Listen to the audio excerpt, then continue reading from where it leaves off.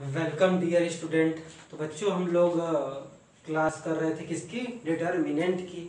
अब पहले वाले वीडियो में मैंने क्या क्या बताया था, थोड़ा सा समराइज कर देता है। ज़्यादा कुछ इसमें नहीं बताया था आपको कि डिटर्मिनेंट क्या होता है, मैट्रिक्स और डिटर्मिनेंट में डिफरेंस क्या है, उसके बाद इवेल्युएट करना क्या होता है, 2x2 का बताया था, 3x3 का बताया था।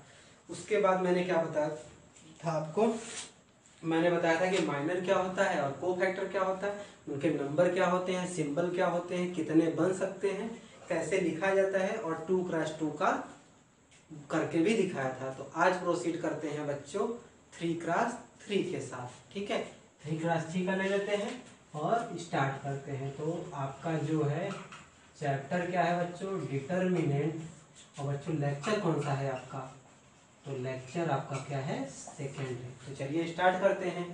तो क्वेश्चन आपका क्या है, find minor and cofactors of,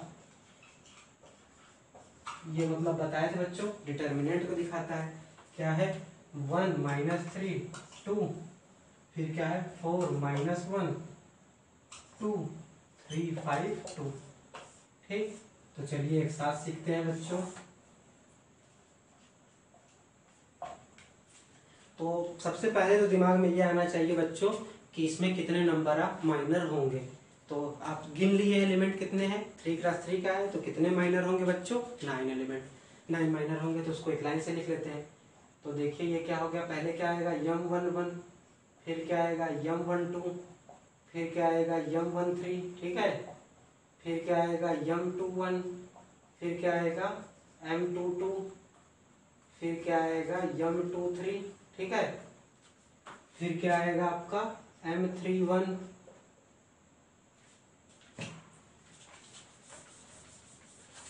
जितने एलिमेंट है बच्चों उतने ही आपके माइनर और कोफैक्टर आएंगे। फिर क्या आएगा m32, फिर क्या आएगा, अच्छा अभी पहले निकाल लेते हैं बच्चों तब देखते हैं, नहीं तो अभी अब दिक्कत होगी। ठीक है चलिए, तो m11 निकालना है। तो हमने क्या बताया बच्चों कि जो जो मतलब जौन सा मैट्रिक्स, सॉरी, जिस एलिमेंट का माइनर निकालना होगा वो रो और वो कॉलम क्या करेंगे, आप एलिमिनेट कर देंगे, ढक देंगे। तो 1 1 निकालना है, तो ये ढक लिया, ये ढक लिया। अब जो बच रहा है उसको लिख दीजिए। आप डायरेक्ट इंटू करके भी लिख सकते हैं बच्चों। पहले मैं वही सोच रहा था कि डायरेक्ट इंटू करके लिख दूं, लेकिन मैंने कहा कि नहीं, पहली बार अभी आपका है तो आपको कैसे आता है ये सीखना चाहिए। अब ये पता है कितना हो गया, -2, फिर -10, कितना हो गया -12। ठीक है बच्चों, चलिए आगे चलते हैं। तो M12 अब लिखिए थोड़ा सा आप अपने से। तो M12 अगर आप लिखोगे तो देखते हैं क्या आता है। तो M12, ठीक है ना। तो M12 का क्या है बच्चों, फर्स्ट रो सेकंड कॉलम ढक लेंगे। तो ये ढक लिया और ये ढक लिया। तो बताइए कितना बच रहा है, 4 2 3 2। आप डायरेक्ट इंटू भी कर सकते हैं बच्चों।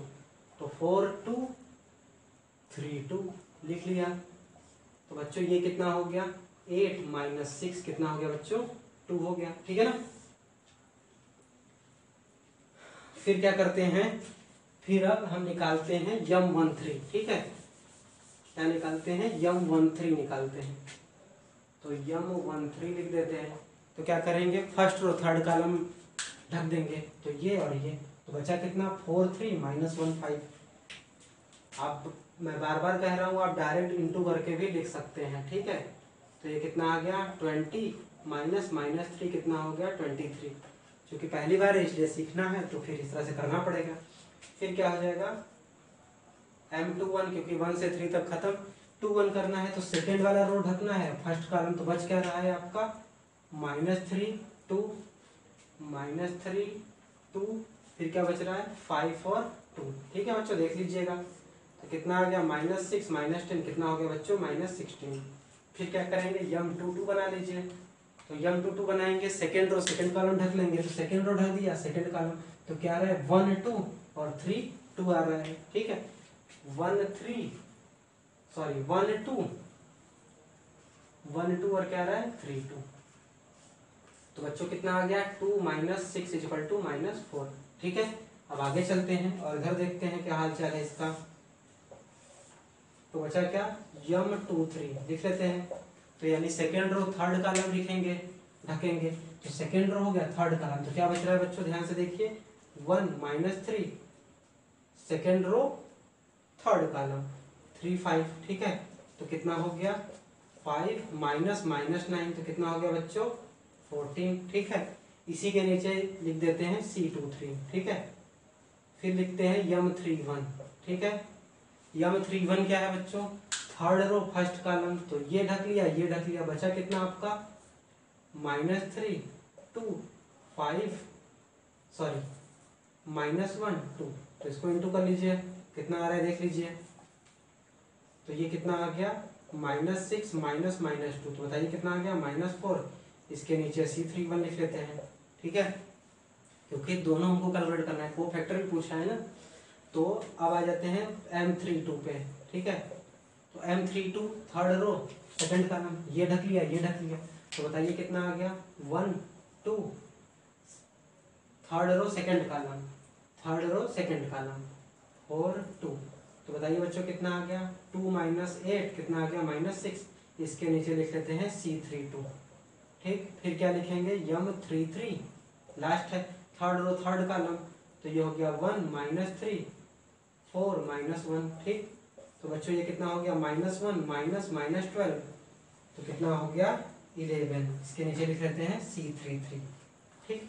अब बच्चों को फैक्टर का क्या फार्मूला था वो यहीं पे लिख दीजिए। तो माइनर मेरे ख्याल से आपको समझ में आ गया होगा, इसको लिखने की जरूरत नहीं। अगर आप डायरेक्ट इतना भी लिखोगे, डायरेक्ट माइनर लिखोगे तब भी कोई प्रॉब्लम नहीं है, ठीक है। तो को फैक्टर का फार्मूला लिख लेते हैं CIJ इक्वल टू होता है -1 के पावर I + j MIJ। तो इसके लिए करस्पॉन्डिंग C11 होगा, इसके लिए करस्पॉन्डिंग C12 होगा, इसके लिए करस्पॉन्डिंग C13 होगा, इसके लिए करस्पॉन्डिंग C21 होगा, इसके करस्पॉन्डिंग 22 होगा। बाकी वहाँ लिख ही दिया है मैंने। तो प्रीवियस वाले वीडियो में मैं जब 2x2 का बच्चों करा रहा था तो मैंने बस आपसे कहा था कि माइनर सारे वही रहते हैं, को फैक्टर में क्या होता है माइनर वही रहते हैं, ठीक है। माइनर वही रहते हैं, बस साइन का डिफरेंस आ जाता है। तो साइन का डिफरेंस कैसा आता है, तो I और J को आप प्लस करिए, जो कि नीचे लिखा हुआ है, ठीक है। यहाँ लिखा हुआ है 1 1 1 2 1 3, I और J को प्लस करिए, और अगर प्लस करने पे ऑड पावर आती है, ऑड क्या होगा 3 हो जाए, 5 हो जाए, 7 हो जाए, 9 हो जाए, तो बस माइनर के साथ माइनस लगा देना है, ठीक है। और अगर इवन पावर आती है, इवन पावर क्या होती है 2 है, 4 है, 6 है, 8 है, ठीक है, ये आता है, तो माइनर को एज इट इज लिख देंगे को फैक्टर में। अब वहां पे मैंने करा के दिखा भी था, चलिए एक करके देख लेते हैं। तो जब आप C11 बनाना चाहेंगे तो यहाँ पे देख लेते हैं। तो C11 अगर बनाना चाहेंगे तो ये क्या हो जाएगा -1, I की जगह बताइए कितना रखना है 1, J की जगह कितना रखना है 1, फिर M11, तो बताइए ये क्या हो गया -1 के पावर 2 कितना हो जाएगा 2, इवन नंबर है, और स्क्वायर करेंगे तो क्या हो जाएगा प्लस, ये M11 के बराबर आ गया, M11 कितना है -12, तो वही हुआ ना। इन दोनों को प्लस करने पे कितना आया, इवन नंबर आया, तो हमने क्या किया माइनर को एज इट इज रख लिया, तो ऐसे ही रख लेंगे। अब देखिए इन दोनों को प्लस करके क्या आ रहा है 3, जो कि ऑड नंबर है, तो क्या करेंगे साइन चेंज कर देंगे, ठीक। यहाँ 1 3 दोनों को ऐड करने पे क्या आया इवन, इवन आया, तो माइनर को ऐसे ही लिख देंगे 23 2 1, फिर क्या आया दोनों को ऐड करने पे क्या आ गया ऑड आ गया, तो साइन क्या करेंगे चेंज कर देंगे। तो माइनस है और माइनस पहले से है तो क्या हो जाएगा प्लस हो जाएगा। अब यहाँ पे आइए 2 2 है, तो 2 2 है, तो दोनों क्या ऐड करने पे क्या आ रहा है इवन आ रहा है, इवन आ रहा है, तो वही आप माइनर लिख दोगे, -4 आ गया। अब चलिए यहाँ पे आ जाइए 2 3, बार बार करके दिखाने की जरूरत नहीं है, डायरेक्ट लिख दीजिए, कोई दिक्कत नहीं है। 2 3, तो देखिए दोनों को ऐड करने पे कितना आ रहा है 5 आ रहा है, 5 क्या है ऑड है, तो साइन क्या करेंगे माइनर का चेंज करके लिख देंगे, बताइए कितना हो जाएगा -14। अब बताइए यहाँ पे कितना है C31 है, यानी कि ऐड करने पे कितना आ रहा है 4 4, यानी क्या है इवन नंबर, इवन नंबर है तो माइनर उठा के लिख देंगे, तो कितना हो जाएगा -4। फिर क्या है 3 2, 3 2 को ऐड करने पे कितना आया बच्चों 5 5 क्या है ऑड नंबर है, तो ऑड नंबर में साइन को क्या करेंगे चेंज करके लिख देंगे। तो बताइए यहाँ पे कितना है माइनस है, और आगे एक और माइनस लगेगा, जैसे ये है माइनस लग गया, फिर ये माइनस लगेगा, तो कितना हो गया 6 हो गया। अब बताइए C33 दोनों क्या है 3 और 3 ऐड करने पे कितना हो गया 6, 6 क्या है इवन नंबर है, इवन नंबर तो माइनर को एज इट इज उठा के लिख देंगे, तो ये क्या हो गया 11 हो गया, ठीक। तो मेरे ख्याल से बच्चों इस एग्जाम्पल से आपको समझ में आ गया होगा कि माइनर क्या होता है, कैसे पता करते हैं, 3x3 का कोफैक्टर क्या होता है, कैसे पता करते हैं। तो माइनर आप ऐसे ही निकालेंगे। अब कोफैक्टर में कुछ नहीं करना है, माइनर में जो क्वांटिटी आ रही है, जो नंबर आ रहा है, उसी के साथ बस क्या लगाना है, अगर इवन है तो कोई चेंज नहीं करना है, और अगर ऑड है आई और जे का सम तो साइन को क्या कर देना है, चेंज कर देना है और लिख देना है। तो माइनर और कोफैक्टर का बच्चों प्रैक्टिस आप अपने बुक से, जो भी टेक्स्ट बुक है उससे करिएगा, और मैं स्लाइड आपको क्वेश्चंस की सेंड कर दूंगा, आप उससे भी कर लीजिएगा।